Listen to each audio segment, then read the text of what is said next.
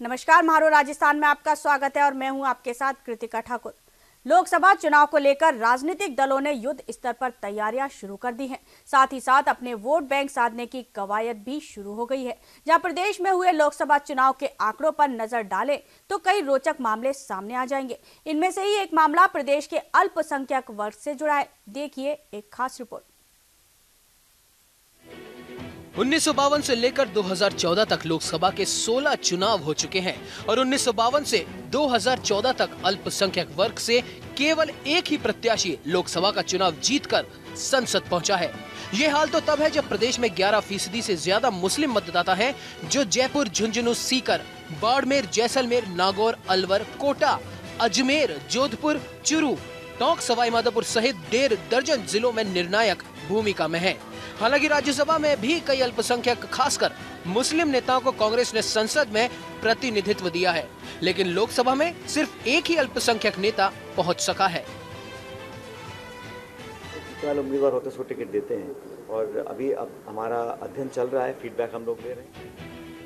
1984 और 1991 में कैप्टन अयूब 2 बार झुंझुनू से लोकसभा का चुनाव जीतकर केंद्र में मंत्री बने थे।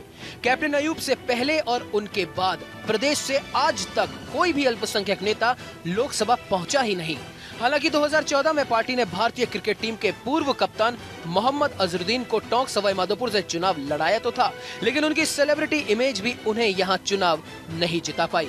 अब कांग्रेस के राजनीतिक गलियारों में चर्चा इस बात की है कि इस बार पार्टी अल्पसंख्यक वर्ग को किस तरीके से लोकसभा में उतारेगी, जबकि अल्पसंख्यक वर्ग ने चुरू, टोंक, सवाईमाधोपुर से अपनी दावेदारी जताई है। आंकड़ों पर नजर डालें तो कांग्रेस ने 62 साल में 9 अल्पसंख्यक उम्मीदवार उतारे हैं। 1952 से शुरू करें तो पहले आव चुनाव से ही अल्पसंख्यक वर्ग को प्रतिनिधित्व दिया गया था।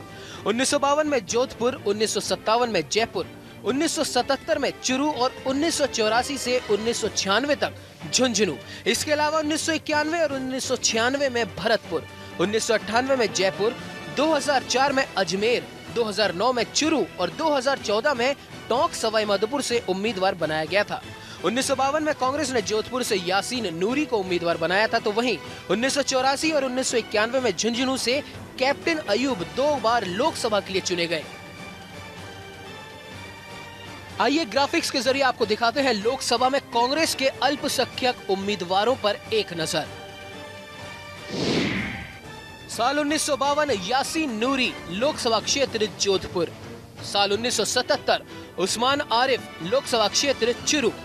साल 1984 कैप्टन अयूब, लोकसभा क्षेत्र झुंझुनू।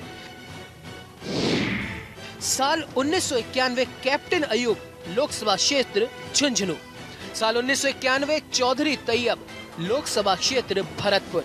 साल 1996 कैप्टन अयूब, लोकसभा क्षेत्र झुंझुनू। साल 1996 चौधरी तैयब, लोकसभा क्षेत्र भरतपुर। वहीं साल 1998 सईद गुरेज, लोकसभा क्षेत्र जयपुर। साल 1999 अबरार अहमद, लोकसभा क्षेत्र झालावाड़। साल 2004 हबीबुर रहमान, लोकसभा क्षेत्र अजमेर। साल 2009 रफीक मंडेलिया, लोकसभा क्षेत्र चुरू। साल 2014 मोहम्मद अजहरुद्दीन, लोकसभा क्षेत्र टोंक, सवाईमाधोपुर।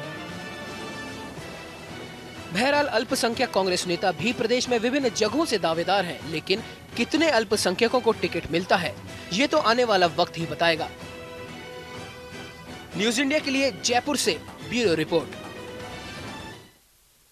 लोकसभा चुनाव को लेकर दिल्ली के पंजाब हाउस में बैठकों का दौर जारी है, जहां आपको बता दें इस दौरान आज भी राजस्थान की 9 लोकसभा सीटों पर उम्मीदवार चयन को लेकर मंथन हुआ।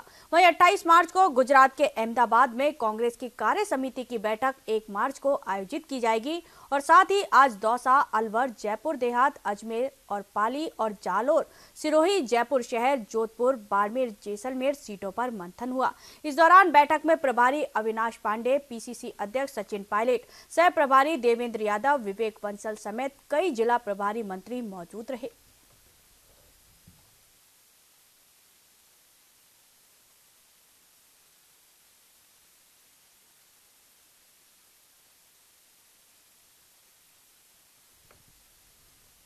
पुलवामा हमले के बाद भारत की जवाबी कार्रवाई के बाद देश भर में सुरक्षा को लेकर अलर्ट जारी किया गया है।